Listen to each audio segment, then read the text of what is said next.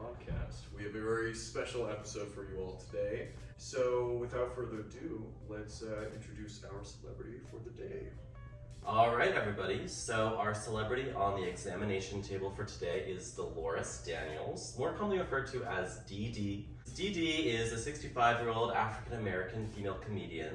Dee Dee's just the stage name. And apparently this was because her ex-husband was a well-respected surgeon who wanted nothing to do with her career as a performer. Yeah. Talk about toxic masculinity. Oh my god, can't stand to see successful women. But Dolores is her so Dee Dee Dolores Daniels. Dolores is actually her mother's first name. And then Daniels comes from a prop bottle of Jack Daniels that Dee Dee was working with backstage when stage managing or, handling the BTS of Tennessee Williams' Cat on Hot Tin Roof. And that is, she's kind of always been in that theater performance. A theater kid, one might say. Ooh. Yes. Reminds me You of could- a couple could people say here. that. Just turn the audience back home. Yes, you know who you are. People. Shout out theater kids. And I think this is a citation of another very famous African American comedian. Her name is Jackie Moms Mabley. And Mabley's real name is Loretta Mary Eichen. But she changed her name because her brother actually thought that using their namesake in the theater would bring disgrace upon their family. Yeah. I was actually watching an interview with her the other day, and she was kind of addressing why she stepped away from the spotlight for so many years. Apparently, it was from just major backlash about how she was aging and the way she was looking. It happens in Hollywood. It's for real. I know. And you know what it reminds me of is Demi Moore. Right? She had that whole movie come out about Substance, and I feel like there's a lot of overlap between those two stories, right? Because she was so prominent in her younger years, and then quote unquote aged and didn't get anything for years on end, and she's talked pretty publicly about that experience for her. So yeah, she's not the only one. It's a pretty common theme in Hollywood. And I see a lot of women in the entertainment industry recently having a sort of a resurgence, older women in Hollywood. Yeah. Specifically, back to Demi Moore and The Substance, and I'm thinking Nicole Kidman and Baby Girl. Oh, She's yeah. been in everything lately. She What? has. Yeah, She first has AMC. been doing What it. year she has had? Yeah. What's the line? This is where heartbreak feels good In a place like this. Thank My you, Nicole aunt, Kidman. yes. I just know that Dee Dee personally has gone through a ton of anguish, but now she's back and feeling good, and she's taken a new direction with her comedy. She's appealing to a broader variety of audiences, and more specifically the Gen Z younger audience. Yeah, literally last night, I was in my bed and doom scrolling on TikTok as I do. Once 10 p.m. hits, I'm all right, she's done, she's tucked in, 2 melatonin, and I'm ready. Yes. And I saw a clip of her playing her routine playing above Subway Surfers game. Oh my gosh. Not the Yeah. right problem.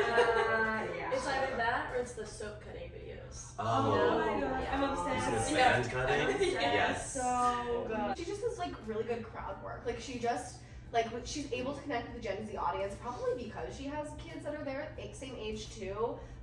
But it's really hard to do something like that. And so I saw that and I was like, damn, that's not scripted. She's just doing that on the fly. And I don't know. She's kind of I think which is cool is that she's kind of been adopted by Gen Z as their own icon. And so She's also a big icon in the LGBTQ Absolutely, yeah. community as Yeah. well. Having hosted a few times, or no, not hosted, guest Judge. Yeah. on RuPaul's Drag Race. Oh yeah, you're right. I want to say it was season 9. I could be wrong, but she wore a swan t-shirt. She loves those graphic I tees. remember that. Yeah, Yes. and a lot of people attributed that to her shouting out William Dorsey Swan. I know William Dorsey Swan was a formerly enslaved African American who is arguably like the first drag queen, or would host drag balls, Yeah. like the Right. first queen of drag. Let's get on to our like next. Like I want to let's discuss about like the it factor. I want to know Yes. if she has an it factor, guys. Yeah.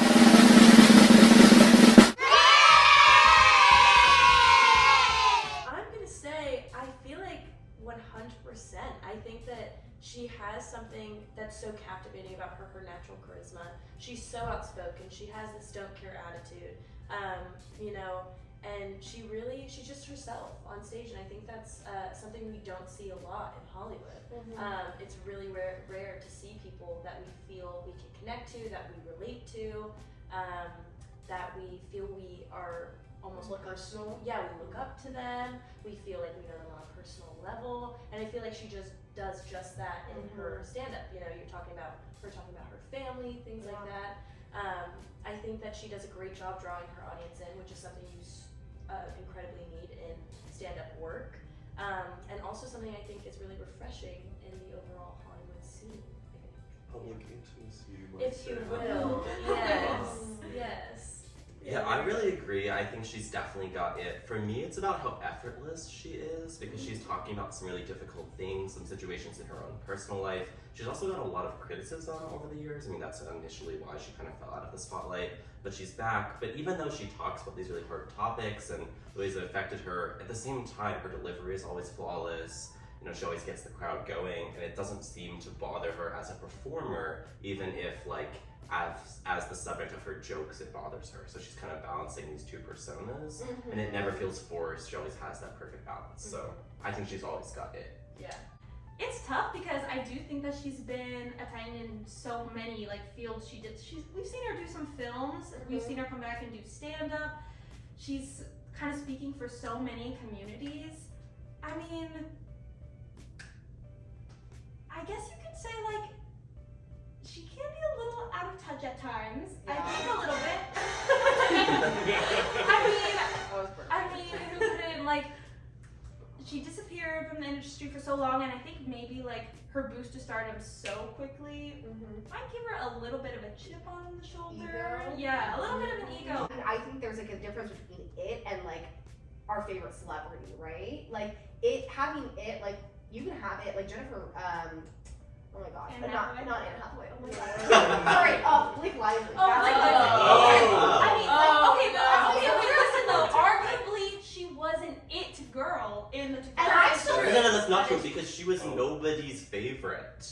But on the does show. favorite, what does favorite No. mean it? Does favorite mean it? I don't think I so. think favorite means it. You're Okay. Yeah, I would agree with that. Even in the I think you bring up a really good point. I think a lot of what we enjoy about celebrity culture is getting to gossip and talk about them. And talk. Yeah, and a that's lot why of we that have is the their show. Activity. Yeah, well, If we had celebrities be perfect all the time and there was nothing we could, you know, Yeah. bug them about or harp on, People love then to hate. what are we're gonna get bored. Well, yes. So I agree. I think that celebrity, yes, we aspire to them and we think they're beautiful, we think they're gorgeous, but also we resent them for that, and we love that we resent them for that.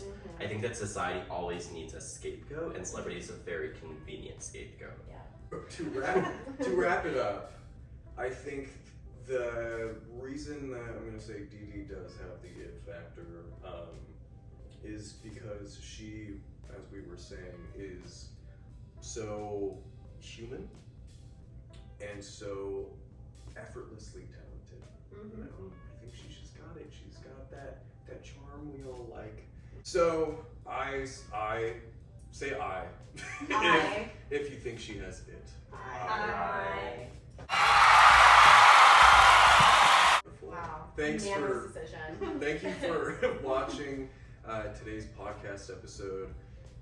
Thank you all. Thank you for having Thank us. you. I really Yeah. appreciate Had a great it. time. Bring us on for another one. Let's do Ryan Reynolds now. Drop the Let's comment. do comment Ryan if you Reynolds. should Oh do my Noah gosh, Beck so much to discuss. or Ryan Oh, Reynolds. Noah Beck or Ryan Reynolds. I'd be very happy with either. Yes, thank you very much everyone. Yeah. Catch you next episode.